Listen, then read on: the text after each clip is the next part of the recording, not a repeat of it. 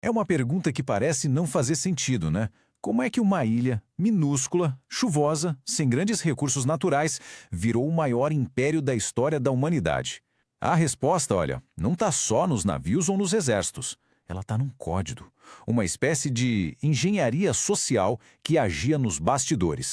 Porque, se a gente for olhar um mapa, a lógica dizia que a Inglaterra ia falhar. E feio. Pensa bem, não tem rios gigantescos para centralizar uma civilização tipo um Nilo no Egito ou um Amarelo na China. Pelo contrário, durante séculos era um lugar pobre, todo fragmentado e, acredite, surpreendentemente fácil de invadir.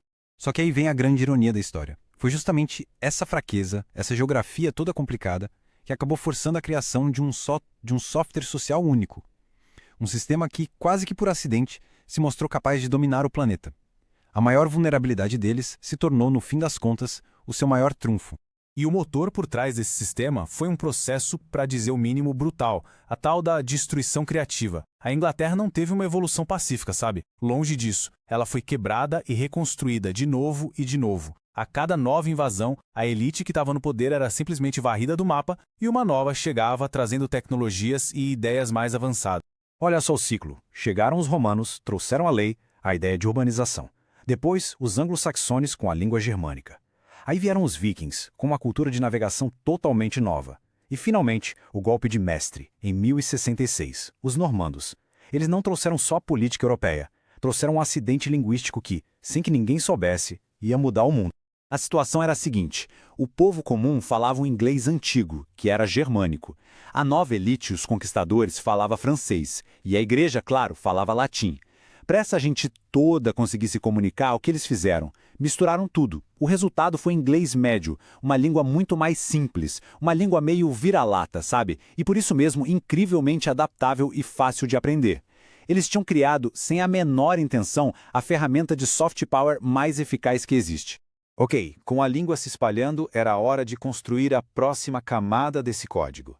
E para isso, eles usaram duas das ferramentas mais poderosas da história da civilização: a lei e o dinheiro. Imagina a cena. Lá em 1215, os nobres já estavam de saco cheio dos impostos absurdos do rei João.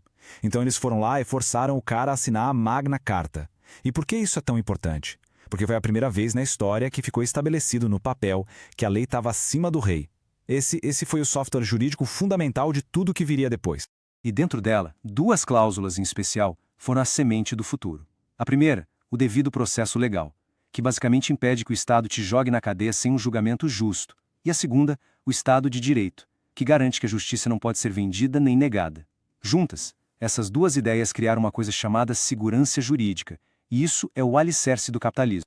Avançando alguns séculos no tempo, a gente chega em 1688 na Revolução Gloriosa. Ali, aquela ideia da Magna Carta foi consolidada de vez. O parlamento se tornou a autoridade máxima. Ponto final. O rei virou uma figura secundária. E essa mudança política não foi só um detalhe, ela foi a chave que destravou a maior arma financeira da história. Pouco tempo depois, em 1694, foi fundado o Banco da Inglaterra. E aqui está o pulo do gato. Antes, quem pegava dinheiro emprestado era o rei. E qual o problema? O rei podia morrer, ou pior, simplesmente decidir não pagar. Agora, o empréstimo era feito para a nação. E a garantia eram os impostos, que eram controlados pelo parlamento. A confiança era outra. Essa confiança no sistema permitiu que a Grã-Bretanha fizesse algo revolucionário: pegar dinheiro emprestado do futuro. Era como ter um cartão de crédito com limite infinito. E foi exatamente assim que eles financiaram não uma, mas 7 coalizões diferentes para derrotar Napoleão. Napoleão podia ter o melhor exército da Europa, mas o sistema de crédito britânico era imbatível. Só que esse sistema todo tinha um efeito colateral perigoso, até terrível. Quando se financia uma guerra com uma dívida gigantesca, a paz deixa de ser uma opção. Pensa bem, se a guerra terminasse no empate, ou pior, numa derrota, a nação inteira iria à falência. A única saída era a vitória total, a qualquer custo. Isso explica muito daquela teimosia, daquela persistência britânica nos seus maiores conflitos. Então, beleza. O hardware legal e financeiro já estava instalado e funcionando, mas ainda faltava o software mental, a filosofia. E aqui, o pensamento britânico tomou um caminho completamente diferente do resto da Europa. Uma divisão que, de verdade, define o mundo ocidental até hoje. De um lado do ringue, a gente tem o pensamento britânico, de gente como John Locke, A ideia de que a mente humana é uma tábula rasa, uma folha em branco que é moldada pelas nossas experiências. E o objetivo final de tudo, a liberdade. Do outro lado, o pensamento continental, com Rousseau, que diz que o ser humano nasce bom e que o objetivo da sociedade é alcançar a razão, com R maiúsculo. A diferença aqui é gritante. A tradição europeia, mais idealista, está sempre perguntando o que é o bem, o que é o perfeito. Já a tradição britânica, super pragmática, faz uma pergunta muito mais simples. Isso aqui funciona? É a filosofia do menor dos males, da tentativa e erro, do direito de estar errado desde que isso não prejudique os outros. Então, quando a gente junta todas essas peças, a geografia, a lei, o dinheiro, a língua, a filosofia, o que a gente tem não é só a receita para construir um império. O que eles criaram foi o sistema operacional do mundo moderno.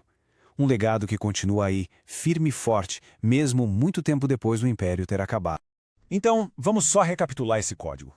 A gente tem uma geografia que forçou uma adaptação constante, uma lei que criou segurança e o Estado de Direito, um sistema financeiro que destravou um crédito quase infinito, uma língua que se tornou uma ferramenta de domínio cultural e, para fechar, uma filosofia que sempre priorizou o que funciona na prática e não o que é perfeito na teoria.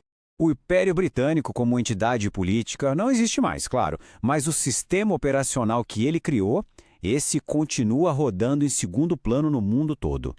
O sistema bancário global que a gente usa, a língua da internet, os conceitos de propriedade privada, o Estado de Direito, tudo isso são ecos, são heranças diretas daquele código.